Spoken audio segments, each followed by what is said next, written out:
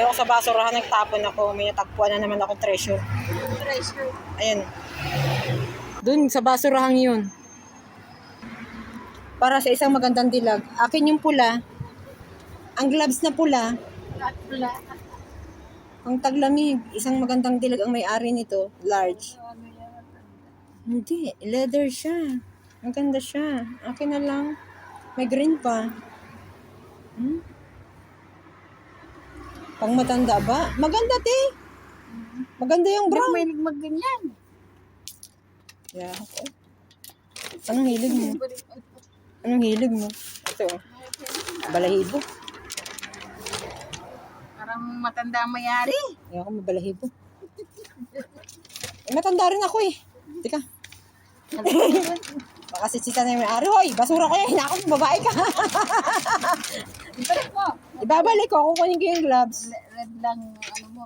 Yung pula lang. Pula lang daw. Ay, maganda ba yung green? Amoyin ko nga. Ano yan, pang... Balat siya. Maganda. Amoy tupa. Punta sa ano yan. Yung isang cellphone mo pang vlog. Testingin natin kung pwede na. Tapos yung isa pang ano. Ayan. Mabibenta si Marimar. May-ari nito, yung may bahay na green.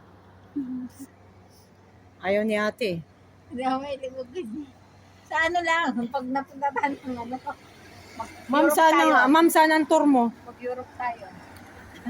Magkano pa Europe? May libre daw dito pa Europe eh.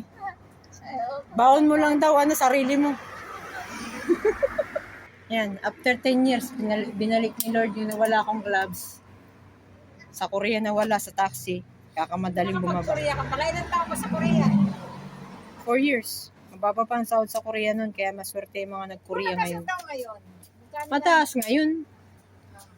Mataas ngayon sa Korea. Nung kami pa, 30K lang yun. Tiniis ko yun. Hindi pa kami pinauupuan. Lupit-lupit ng Koreano yung patrabaho sa amin nun. Tiniis ko. Hindi yan. PUA din nagpaalis sa amin nun. Lahat ng bagay may katapusan. Lahat ng paghihirap may katapusan. Kaya minsan sasabihin ko ayoko na, uwi na ako. Iisipin mo yung nakaraan mo. Nalampasan mo nga yung mas matindi pa eh. Kaya mo yan. O diba, nagdrama na naman kami. Kaya yung naiisip ko dyan sa trabaho natin, ikaw ang mag-a-adjust para hindi ka may stress. Oo. Yung ginagawa ni Job, ni Grace, tsaka ni Nanay, okay yun.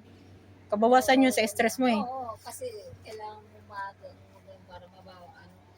Nakita ko kasi yung trabaho.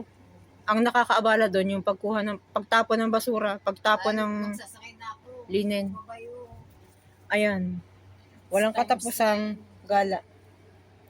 Anong bus yan? Ba itong ano na to, sa anak na anak niyang dalaga, nag-asawa na. Iniwan na.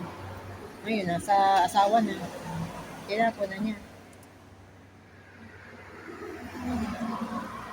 Ganda ng kulay ng Pasko. Red and gray. Sa iba ito mabaho, hindi siya amoy mabaho eh. Amoy balat ng tupa ba yun? Amoy balat. Balat talaga to. Ano, made in ano to? Wala nakalagay. Lalabahan ko na lang. Summer naman ngayon. Nako, nakatingin sa akin yung babae. Ayusin ko nga sarili ko. Hindi ko alam kung nagandahan sa akin kung nagmukha akong ano ba, terrorist. Pakakalagdan. Chinese.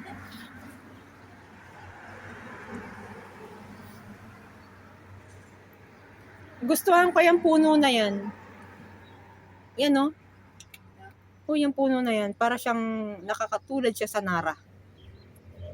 Pero ang bunga niya hindi bilog, pahaba. Yung parang dilaw, yung bagong usbong ang dahon, oo.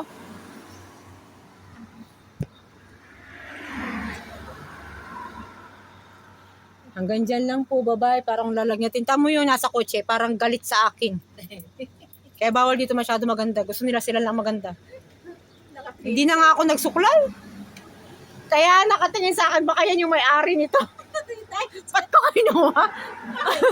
Pinako ko yan. Sa susunod, wag niyo nang ilagay dyan sa labas ng basurahan. I-shoot na nila para hindi makuha ng iba. Ngayon, mas maganda tuloy ako sa kanya. Tinapon na niya eh. O, di ba?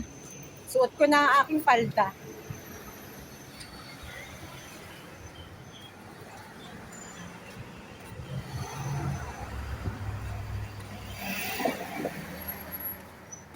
Shout out sa mga hotel workers dyan.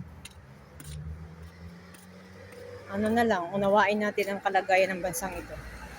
Kahit paano lumalaban sila. Lumalaban din sila para sa atin. Kaya kung may mga katulad namin, minsan walang pasok, ang mahalaga may pasok pa rin na nagtatrabaho pa rin tayo. Ayun. Bukas, sa kaya ako pupunta. Kasi sabi ni Lord, nung mga nakaraang taon, napakarami yung pasok, halos hindi na kayo nagpapahinga. Kaya bibigyan din tayo ng Lord ng kapahingahan kung tayo lang napagod. O, di ba? Tatawid na ako. Namit ko yung gloves. May balat. Kumusta na yung lemongrass? Parang naluluoy na. Hindi ko nadilig. Kailangan ko mabasa na tubig yan ngayon. Bye-bye. Masakit ang ulo ko sa init.